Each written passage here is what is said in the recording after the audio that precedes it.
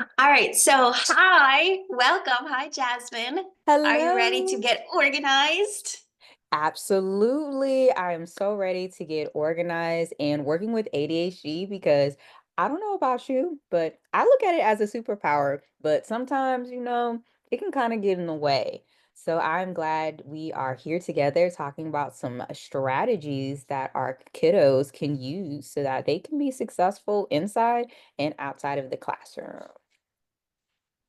Yes, awesome. And I love that you say it's a superpower because I feel that way too.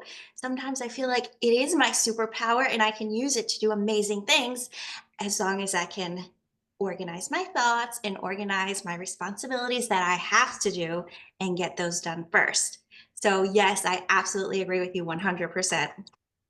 We are going to dive in, give some tips, tricks, and hacks from two ADHD experts. And by experts, we are managing the superpower as well. So you are getting all the goodies straight from the source.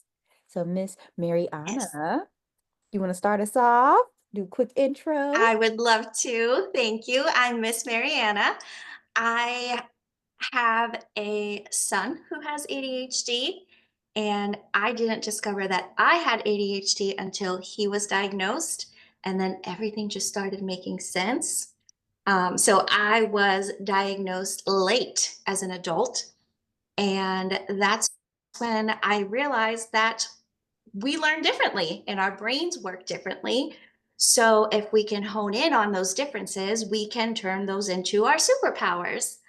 So, I went back to school and got my master's in psychology with a specialization in child and adolescent development and learned all the different ways that our brains work, all about ADHD and executive functioning skills, and how to best put those into practice to become the best version of yourself. Yeah, How about you, absolutely. Miss Love Jasmine? that. I would say the same. I was diagnosed later on in life as well. And it's like, oh, this makes so much sense. Like, oh, I wonder how things might have been different like early on, but I'm definitely right there with you. It was actually with my cousin. He was diagnosed, and it's like, okay, we're kind of similar. Let's figure it out. And one plus one equals two. And what do you know? It is ADHD. Um, and so just along my journey, I've been a math tutor for 8+ years. I've also studied instructional design. So specifically, how do we learn? Why do we learn? So you know how corporations, they do their trainings for their teams, how do you onboard your people, how do you offboard? So I took those skill sets and put it into education. It's like, oh, how does the child's mind work? How do we do this? How do we make it fun and engaging? How do we retain the information? So I've been doing that for a number of years and I absolutely love it. And now knowing this wonderful superpower, it just makes so much sense from the design part, like, oh, gamify it. You need that for neurodivergent minds. And so I'm very, very excited to partner with you here, bring those together, both worlds kind of colliding so we can help all our kiddos. Yes, I'm super excited. I love everything that you do, and it's really going to help our students who maybe are struggling with getting organized. Sometimes maybe lose papers, lose assignments, forget that they have assignments, aren't able to find the things that they need quickly, maybe even something so simple as a charger for their Chromebook. It can mess up the rest of the day if they need it for school. It can cause a lot of Absolutely. anxiety. Um, and I completely get that. It's kind of like a ripple effect. So Yes. we'll be able to help them and hopefully get them to learn how to place their papers in specific places, give them systems to track their assignments so that they can get all of the credit that they deserve at school. And most importantly, increase their confidence. It feels Yes. so good to be organized and know where your things are. And when someone asks you, you can say, oh, let me get that instead of having to go look for it. Yes, absolutely. Yes. Because I don't know about you, but my book bag was just the black hole. Everything went in there. and it'll be lost. So if that's Mhm. something that your kiddos are kind of experiencing as well, we are here to help, and that's why we're here. So let's dive into Yes, the meat of it. exactly. So first off, what is executive functioning? It is such a big phrase with big words, fancy words that basically explain how your brain works, how it processes thoughts and organizes them into different compartments. So, how you prioritize tasks, how you manage your time, and even how you make decisions. That's basically executive functioning. Nice. So it's kind of like maybe like the C-suite or the CEO maybe in our brain that's kind of directing everything. Yes, exactly. I'm thinking of the movie Inside Out. Oh, yes. Oh my gosh. And the whole the dashboard. Yes, I love that movie Inside Out. Ooh, yeah. Yes. Okay, So so it's those that's the executive processes. functioning part. Ah, okay. Nice. Common challenges. Yes. Do you want to talk a little bit about time blindness? Yes, I'll dive in with that. So, time blindness is the difficulty estimating how much time has passed. So, you can underestimate or you can overestimate. Thinking like, okay, if I was playing like a video game, like Roblox or something, and I'm just going on, and you feel like 4 hours later have like passed, that's like an example of like time blindness. Like, where did the time go? Or maybe time is moving really, really slow, you're in class and it's not even 5 minutes in and you thought you put in like 2 hours worth of work. Yep. So that's that time blindness, kind of where you are moving in space. Yes, exactly. And just to follow up with that, another thing I think of when I think of time blindness is when I ask a student to do something and they tell me, oh my goodness, this is going to take forever.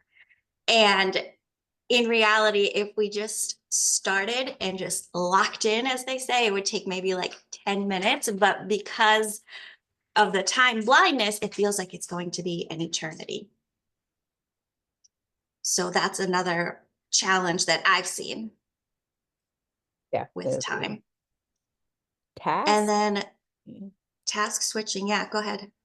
Task switching, the is the ability to pivot your attention between tasks or lines of thought. So going from maybe one thing to another, how quickly or not quickly, like you can switch between different things. Yep. So for this, I like to think of, let's say I'm playing Roblox. I do play Roblox, so I'll use that as an example.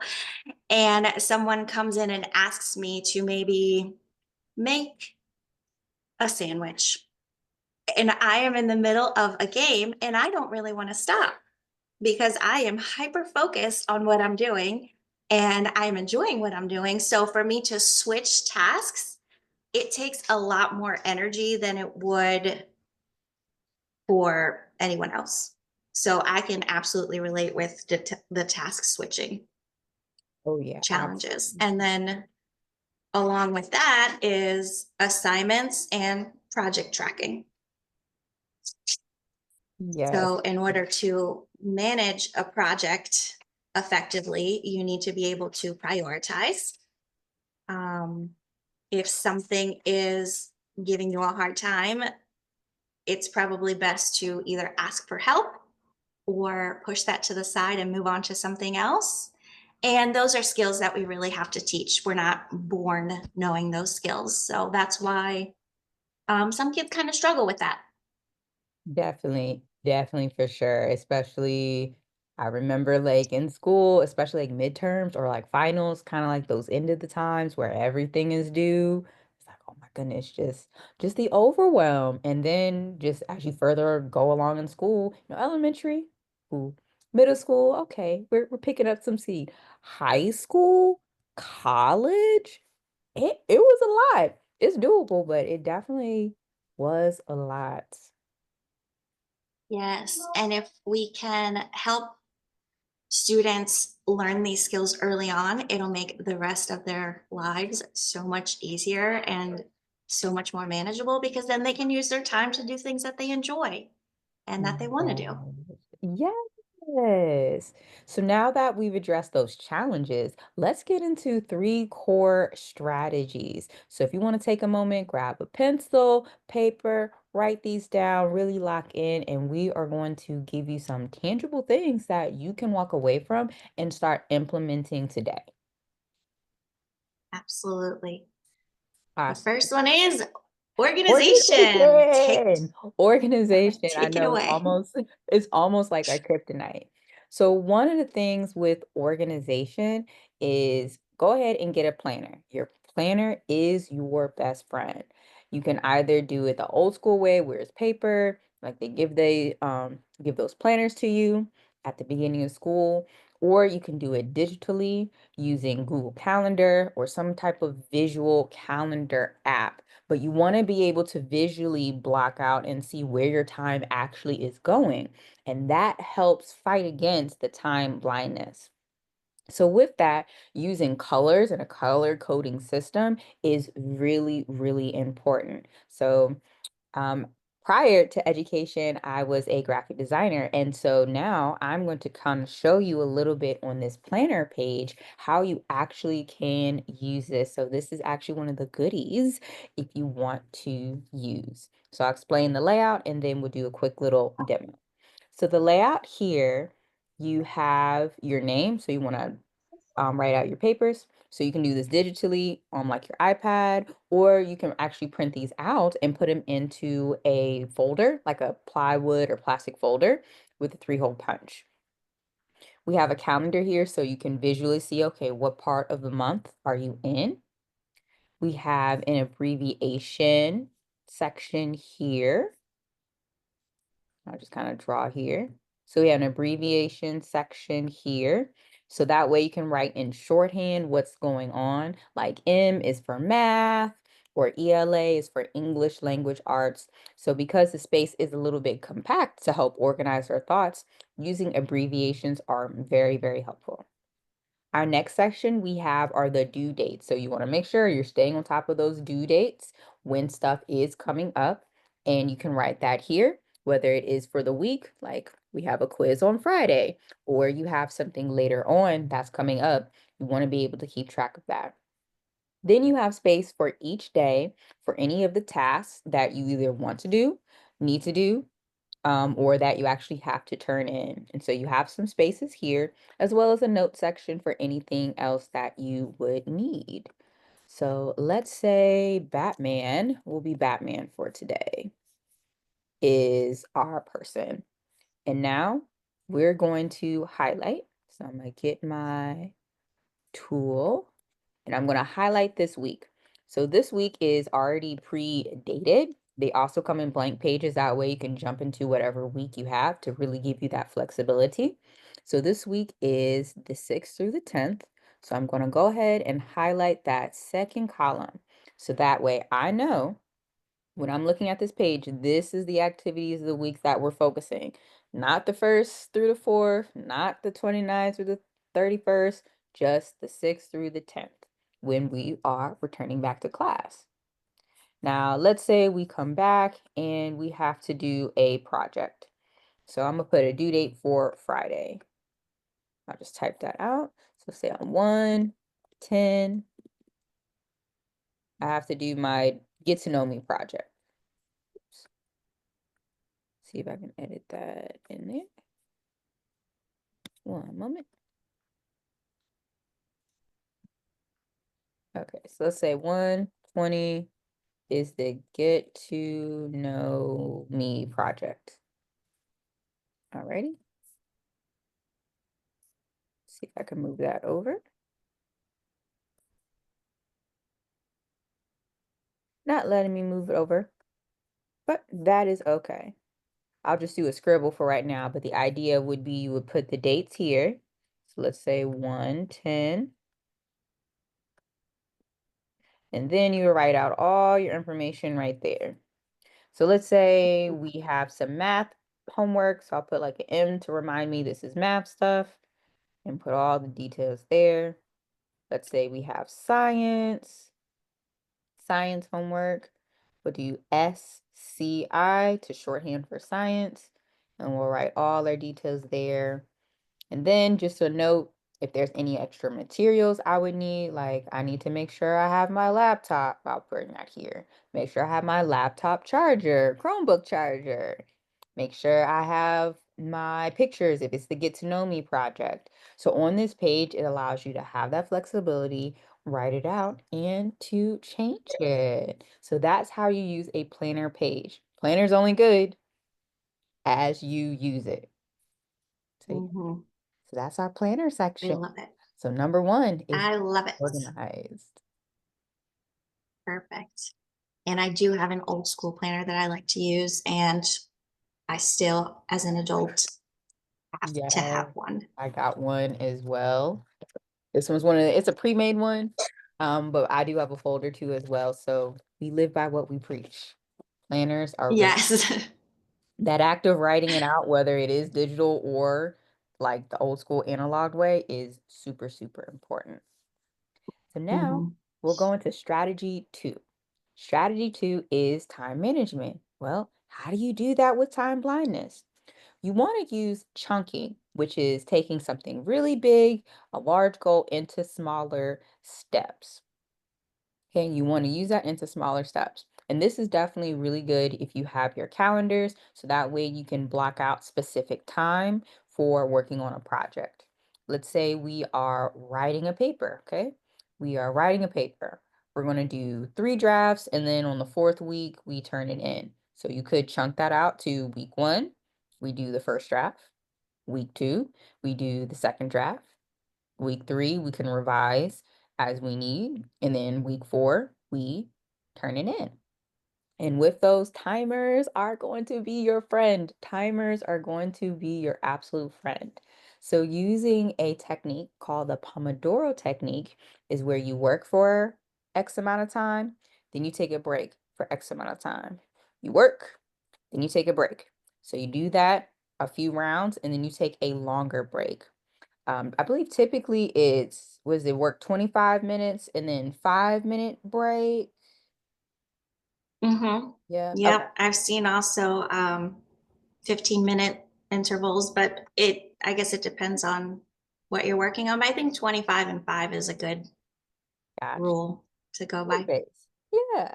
Okay. So you do work 25, set a timer, 25 minutes, work on a task, write the draft, do the math homework. Once that timer is up, you'll set the second one for 5 minutes. So you'll take a short break, maybe get some water, stretch, use the restroom, but you just want to do something short so you're not too far from the task. Because if you're taking a break too long, hyper focus, time blindness, definitely being really strict about it is very, very important. Yes. So you do that like 3 times, and then you'll take a longer break, like 15, 20 minute. Now you can kind of do whatever your heart pleases on this longer break. So timers and chunking are very, very important for time management. And our last Awesome. one is strategy number three is motivation and focus. So and correct me if I'm wrong, but definitely the ADH brain thinks differently. So there's 4 different motivators that gets us going into action. One of them is Mhm, interest. Do I like this? mhm. Like, do I like this task? Is as simple as that. Novelty. Is this something new that I want to try out? Challenge. What will I accomplish? Am I going to get a ribbon? Am I going to get a trophy? Am I going to get a new skill set? Like, is it going to challenge and stretch me in a different way? And the last one is urgency. Is this happening now or later? And I know for me, I use urgency a lot. Like, if it's too far out in the future, out of sight, out of mind. So one secret hack I like to use is fake deadlines. So if I know this is Uh, the real time it needs to be, I'll set another deadline ahead of that to kind of give myself a cushion. If I miss that, I still have time to do what it needs to do. But I know that definitely helps me with that because not everything can be, made new. And not everything is something you mhm. like to do, but definitely the challenge and urgency is there. And after doing all Yeah. of this, like make it fun with gamifying it. So you can use tools and make it something delightful, like as a reward. Okay, I want to go play my video game. I want to have some ice cream. Whatever treat you want to do to gamify, put that at the end. And I know a really good example of using this is Roblox.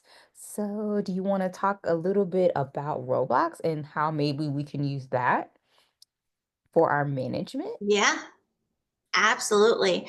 So it depends on who is using it and how you're using it. But generally, I like to have a reward at the end of a task, especially if it's a task that is not something that the student is interested in or is not new or something that they want to learn because they're challenging themselves. So, an extrinsic reward is something that they receive from accomplishing a task. So, I will either use Roblox currency, which is called Robux. It's a currency that they earn inside of Roblox. Um, as a reward. So, for example, if they finish a math packet, which is 20 pages, they get 200 Robux. You would Mm. be surprised how excited kids are to do their math homework when they know they're getting Robux. Another Ooh. thing that I'll do is I will set up a reward as a Roblox play date.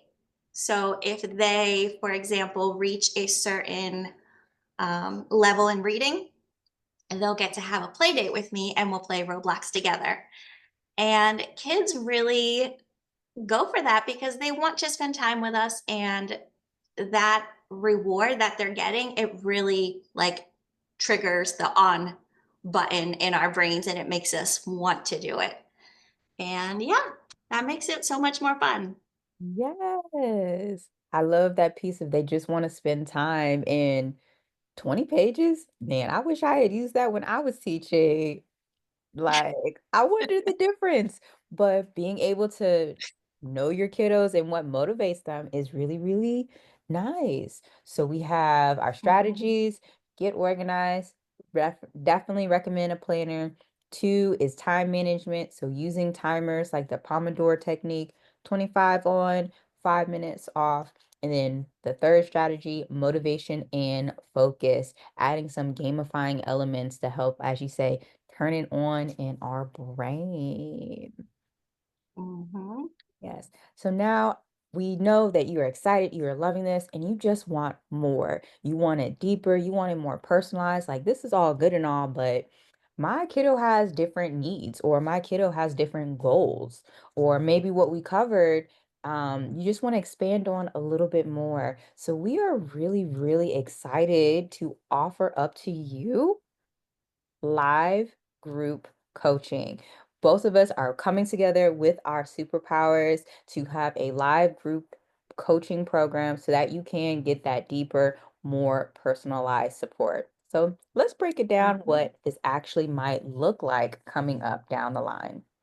So you're going to get Yes. So even more beginning. organized. Yes! And it's so excited because this is coming up in January, okay, in the new year. You're gonna get even more tools so that your kiddo can be successful in and outside of the classroom. We're gonna go for 8 weeks with some live meetings. And we're holding space for about 10 kiddos. So 10 kiddos will be part of this. We'll have our live classes as well as a private community on Instagram, like a broadcast channel, so that when we're not live, you can ask those questions, get something more tailored. We're not too far away. So, some examples like inside of the classroom that we'll talk about is note taking. How do you stay focused and Mhm. actually retain that information? Outside of the classroom is how are you managing your devices? Like, do you have your charger? Do you have your mouse? Do you have your USB? Do kids still USB or is it the cloud? But managing those devices as well. Yeah, definitely. And we'll talk about removing distractions as well when using devices, because that can be a big challenge for students and adults, if we're being honest. Yeah. So we'll have all types of tips, tricks, hacks, and kind of everything that we've learned dealing with it ourselves, as well as getting an education on all of these subjects. We'll be able to pass that along to you guys. So we're super excited for this. Yes. So you can just see And just a little bit even more more. expansion. Each week might have a different theme or topic that we'll dive into. The doors for enrollment will be opening on January 5th, 2025, and we're looking at mid-January to go ahead and start getting enrollment and start getting more organized. I'm so excited that we are partnering doing this. I wish I had something like this growing up. So just all the kiddos and the families that can use this, it's going to be great. Yes, Yeah. absolutely. And everything that we're going to be talking about goes for anyone, really. We're kind of tailoring it to students with ADHD, but anyone can use this skill set. And it's really important for anyone um, Yeah. to use. So Yes. anyone is welcome to join. We'll have those enrollments starting soon, which is probably a question that some of you have is how do we get started? How do we sign up? And when do we start? So we'll have a form that you guys can use to enroll. Um, it'll probably be linked down below wherever you're seeing this video. If not, you're more than welcome to contact either one of us and we will get that to you. And we'll have everything that you guys need. We'll have the lessons, we'll have the tools, we'll probably be using a few different apps. But that's what we'll be going over, showing you exactly how to use those things and implement them, which is important. Yes. Another question we have here is, who is this for?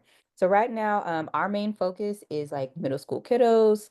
So those ages 9 to 13, those teens, those tween ages, that is like our focus. But if you have someone outside of that, more than welcome. But that's what we are kind of aiming with the content here, ages 9 to 13, to really set those foundation.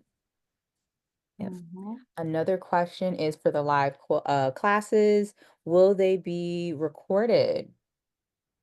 Will they be recorded? Yes. Yes. Yes. So all of the classes will be recorded. So as long as you are enrolled, if you miss a session, you're more than welcome to watch the recording. It's also really good to watch the recording just to see anything that you missed because that happens. We miss things. And just take any notes. So it will be recorded for everyone. Yes. Okay. I think those are our questions. Thank you Yeah. so much for joining us. This is where you can reach out. I am on Instagram and the other socials at Hey Jasmine K. And you can also reach out to me to my email at hello@heyjasminek.com. Yeah.